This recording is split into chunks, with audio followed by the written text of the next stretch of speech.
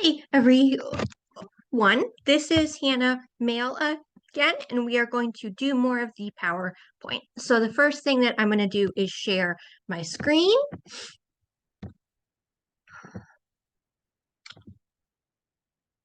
And we're going to put this in slide. Okay. So when we last left off, we were on this object here, and I kind of confused myself a bit. So that's why the last video that you watched had sort of an abrupt end. But I went back to the object and I figured out where my mistake was. I see this red line here. So just to sort of refresh everyone's memory, we were on this register here, which covers the belonging or the king of His Majesty's palace, belonging to him as a child of Anubis part. And it was this child of Anubis part that I confused myself. The video ended abruptly at that point. So I went back and I figured out where my mistake was and kind of where my wires got crossed. So the three words that we are looking at is the child of Anubis part, which is this chunk here. So the child is this underlined, or I think it's actually elliptical H R D, which is this chunk here. So that is a trilateral that in this case is just one singular trifold. And then we have, so it's again this word here. Then we have an implied of, and then the word for Anubis, which is this JNPW. So if you notice, this is, I think, another example of that honorific transposition that I was talking about earlier. So Nubis is a deity. So that is already off the bat more of an important word than child is. So even though this word for child, HRD, comes first in the hieroglyphic translation and in the English translation, it doesn't come first on the actual images on the object because it's down here. So you have to go down here, and Anubis, which is in the translation, is this last word here, is before child. And so it's a similar thing that we saw with the beloved and implied of Amun in this first register here. So now we're going to go to the second object, which is a of Amenhotep II from the New Kingdom. So we have yet again that phrase, the good or perfect God. So here, that Nefer, and then one of Amenhotep II's names. So part of that fivefold royal titulary that I mentioned before. And so that is the Ak-Khepurura. So that is the Ak-Khepurura in the cartouche here. And then you have that phrase that we saw in this object, that beloved of Amun phrase. So that again, RY, so that beloved, which is first in the translation, but it's not first in the object because again, Amun or Amun Ra, as a later blended form of him, is a deity. So that's a more important word. And that is this JMN, which is moon. So in full, it's an implied the, good God, Keperura, beloved, an implied of, moon. This is the upper obelisk of King Pepi I from the Old Kingdom. And so you have this that's meant to be read in a vertical line down. So the first thing you have is this Mary Ray, so a name of Pepi I in the cartouche here. And then the name of the pyramid that this once adorned, so Men Nefer. So Men Nefer, because remember how the E's weren't in the original hieroglyphics. That's the best educated guess by current Egyptologists. And this is that Men Nefer. And then we have the royal wife, which is this chunk here. So dotted HMT, which is the word for wife. So wife. And then that Neswa or NSW, which is the word for royal. So here, so implied the royal wife. And then we have this last chunk here, which is the king's elder daughter part. So it starts here. This chunk is the king's elder daughter. So again, that word for daughter is, I think it's pronounced sat, but we've seen the masculine form before, which is sa. So that, and then we've seen the tea or bread loaf, which is what makes it the feminine form, which is daughter. So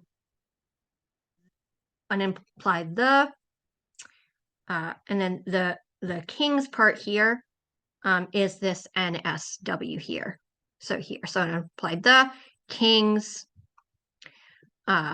This is, I think this is the elder part because this is definitely the daughter part. And I think that elder part is the MSSWT.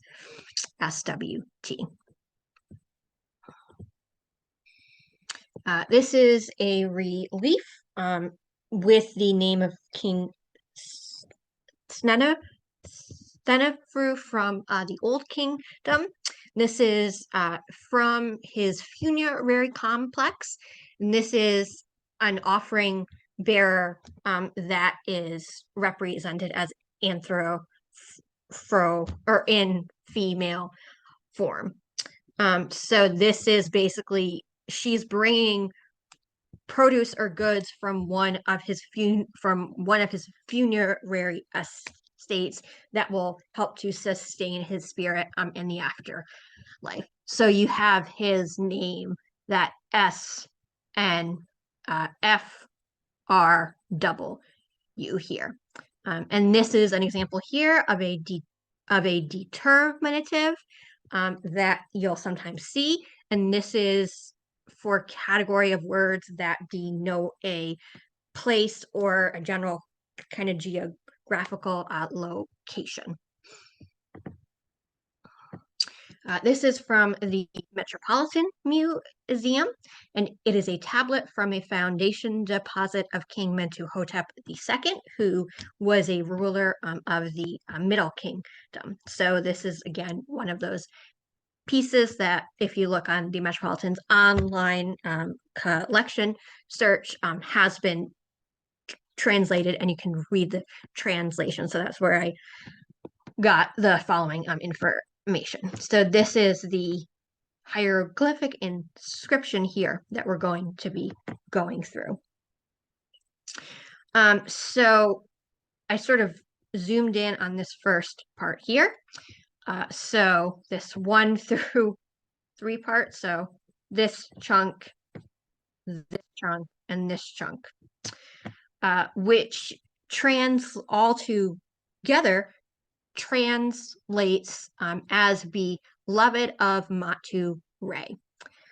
So yet again, we have that honorary element that comes first.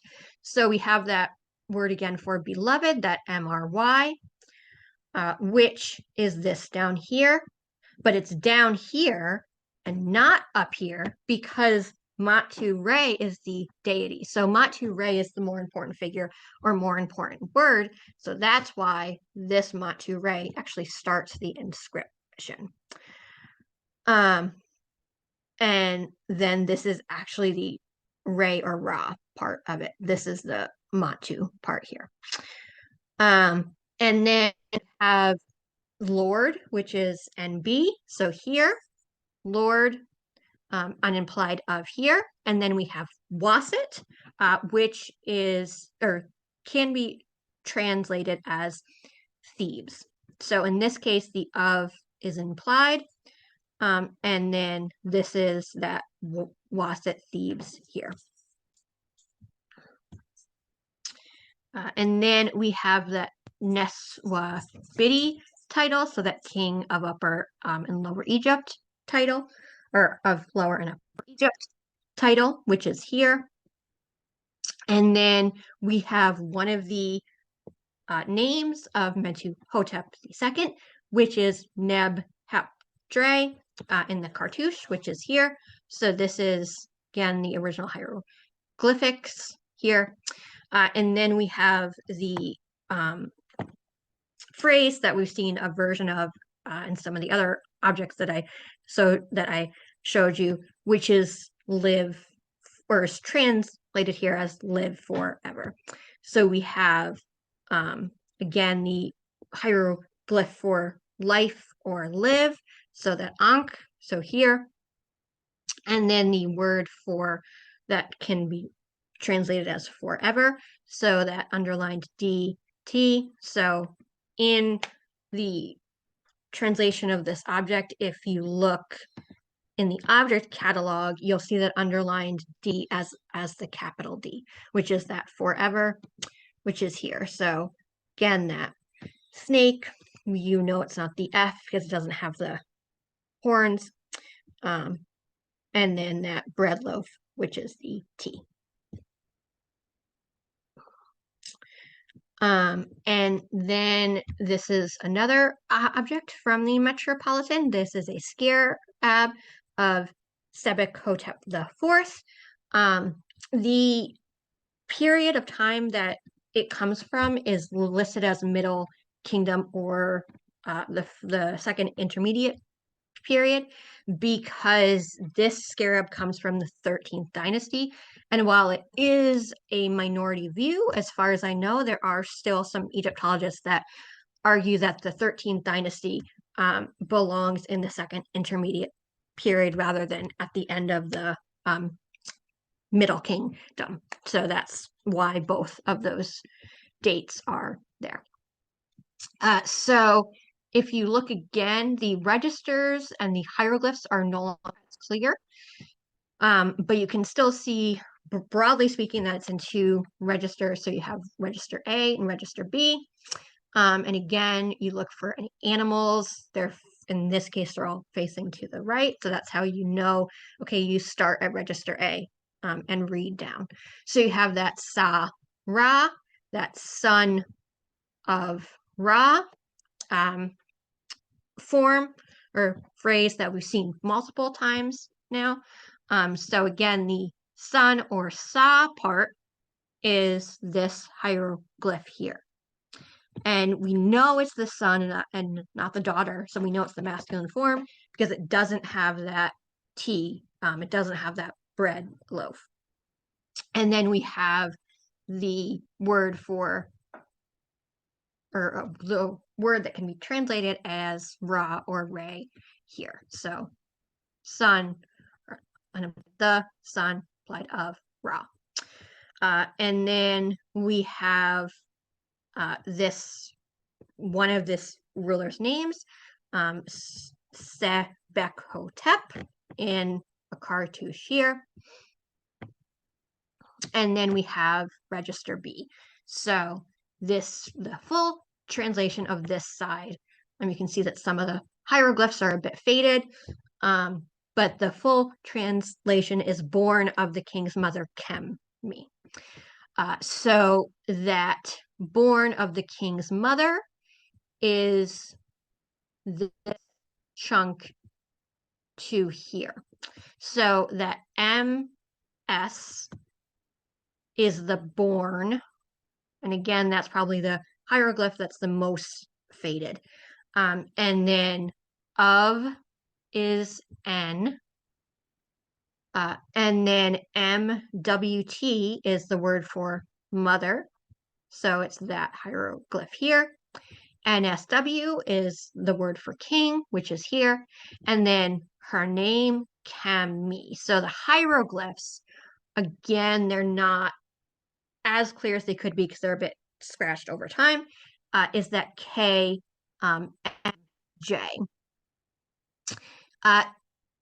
One thing that I do want to say about the word for of, which you most often see as N. So what Egyptologists think originally stood for water.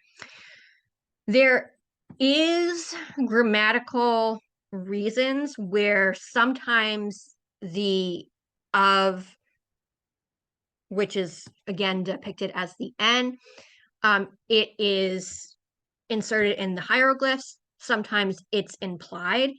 Even though it may look completely random, there is, I think, real grammatical reasons why that can go back and forth. But that is something that you will see sometimes change from object to object. Is sometimes that of is implied.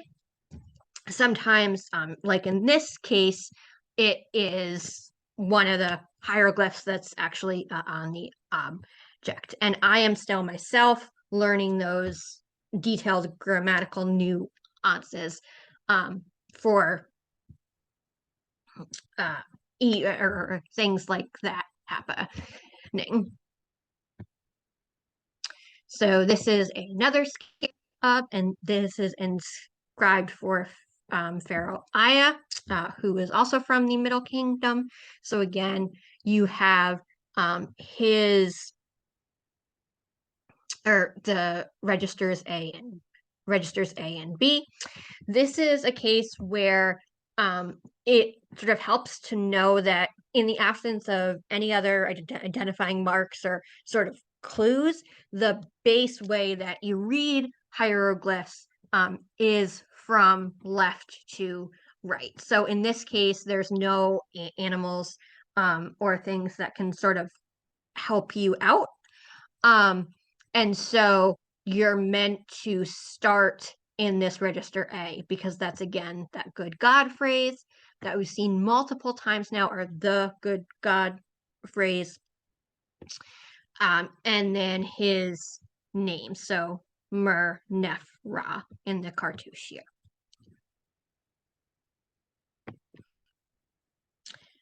These are words from the step-by-step site from the dictionary tab that has to do with kind of Egypt in the outside world. Again, for the purposes of this video, I'm not going to go over them now, but if you take my class or book a session with me, we can go over these in detail and kind of why I've chunked them up the way that I have. But just without going over each individual one, this gives you some examples of how determinatives function, and also how singular and plural forms function as well.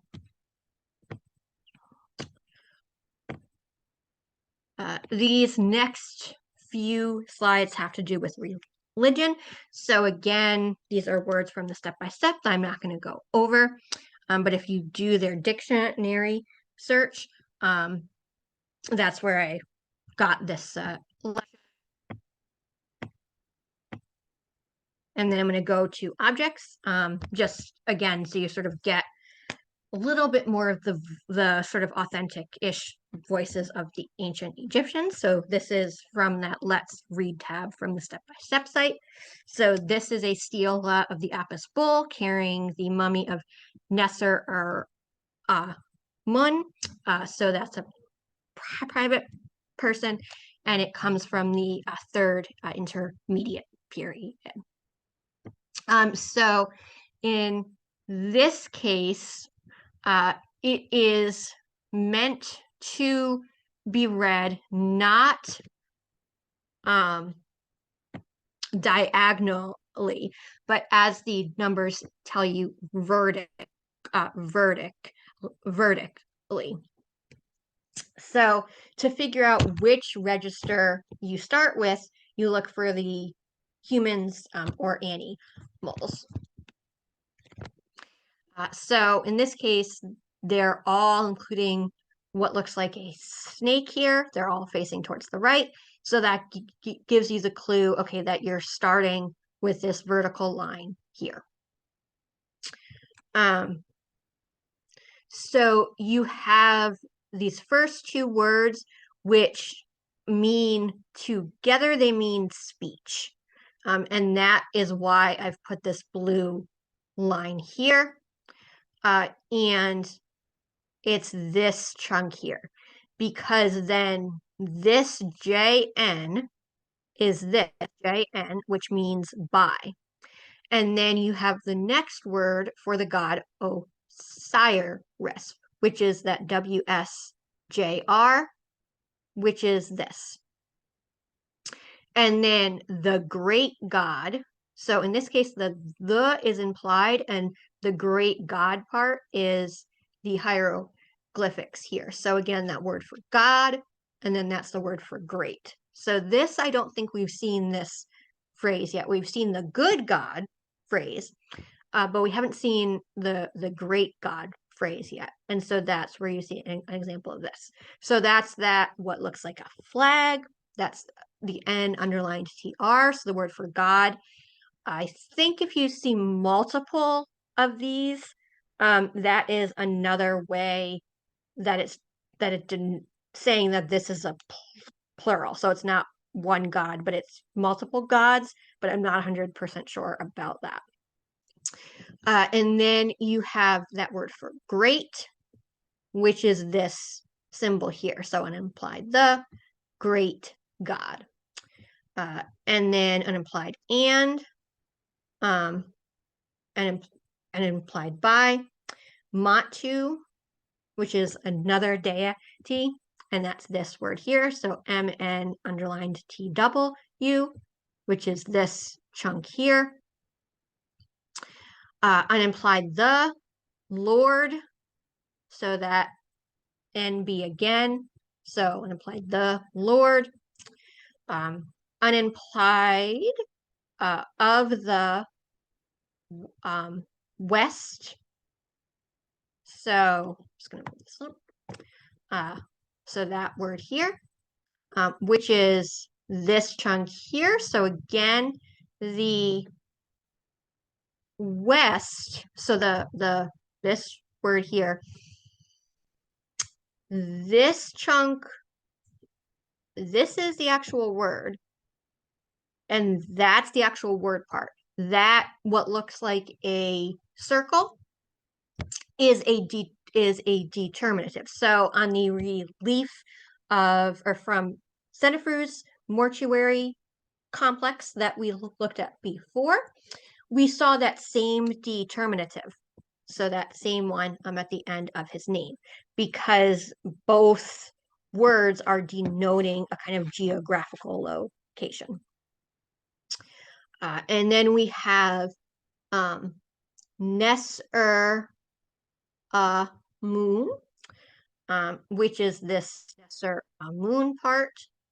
And so this, I think, is the Nesser part, and this is the Amun part. So this, I think, is where you're seeing the person's name who actually commissioned the object is in this chunk here. This, I put a question mark here because this might be a determinative that's like coming at the end of his name, but I don't know for sure. So that's why you see that question mark. Because then the NB Lord is there. And then of JM Alf or vulture, elliptical H double U, which is the word for veneration, which is this. So just to sort of sum it all up, you have speech by Osiris, the great god, and by Machu, Lord, or unapplied the Lord, applied of the West, Nesser, Moon,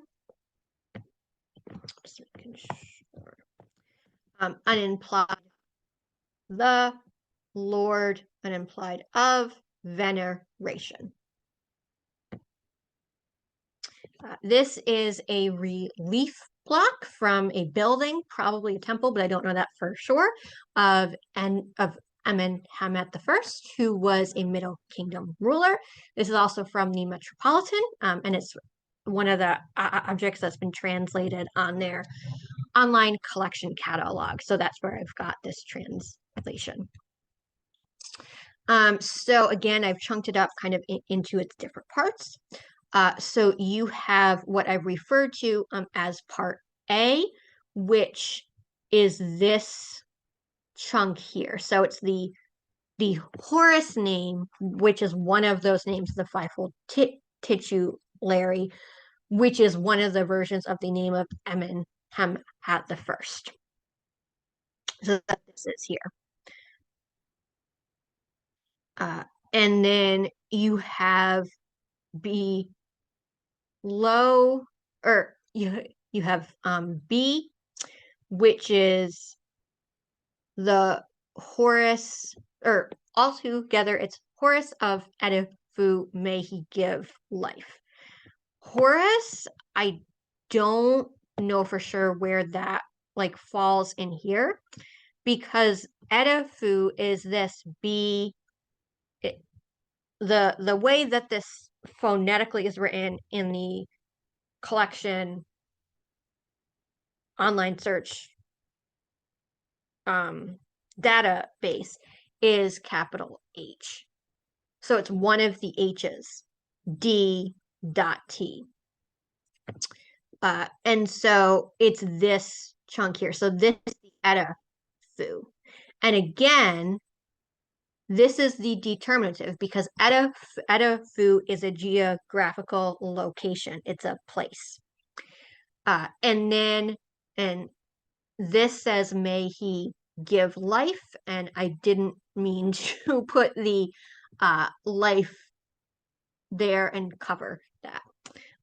But that's what the part that's blocking it says, is it's the rest of the word for life. And this D, capital D, J, is the word for give, which is this. That dot F is that pronoun he or him or his. So here, and again, you can tell that the pronoun or the pronoun in this case, but definitely the unilateral F, because it has those horns. So it's the horned or fanged serpent. And then you have the word for life or live, so that Ankh, which this again is the original hieroglyphs. So it's that here. So just to sort of sum it up, Horus is somewhere here. That may be Horus. An implied of Edifu, an implied may he give life. And this is Horus. Okay, so that's what it is this is the deity Horus that is giving life to Amenhotep, represented by one of his throne names here. So now we're going to go to this chunk here, so what I've labeled C. And as this text says, again, I got this from the database search for their objects. The remaining inscription probably accompanies the divine figure to the left. It is partially broken, so we just now have the words that it ends with, which is this first chunk here. So who is in front of the birth house? So this here, or as I've labeled it, C1, words spoken. So this is the words spoken here. And then the sort of what I've labeled C3 down here. So this chunk here, I have established a purification booth. And I've chunked the way that I've chunked this up is on hieroglyphs. So this is SM N. So I actually should have put that line here. And then J B dot W, I think, is here. So I think there should be another line here. You also have many objects from Egyptian material culture that have women. So this is similar to the relief from Senefru's funerary complex. This is another relief that is with the head of the female personification of a royal estate. So in this case, it's it's the ruler Khufu from the Old Kingdom. So again, this relief was originally within his funerary complex, and the idea is that this is one of his estates where the produce and things grown on it went as offerings to nourish his spirit. And so this is the estate that's sort of personified as a female that's bringing those offerings to him. So again, you have two parts. So you have two registers. So you have register A and register B. See that register B is broken off a bit. And so again, to sort of figure out which one you do first, you look at the direction that they are facing. And so this is the full translation of this is perfect is Khufu. So register A is perfect, that N FR. So here. And then register B is the Khufu's name that is not quite fully there anymore. So what the full letters that once were there were that X W. So that's what was once here. And we just have left the F W. And so that's the Fu part. But this is Khufu's name in the royal cartouche here. So that is the end of this PowerPoint. I hope that, again, this taste that encouraged you to learn more, either from me or, just on your own. And I hope that you found interesting, what you already learned from these two videos that you just watched. Bye.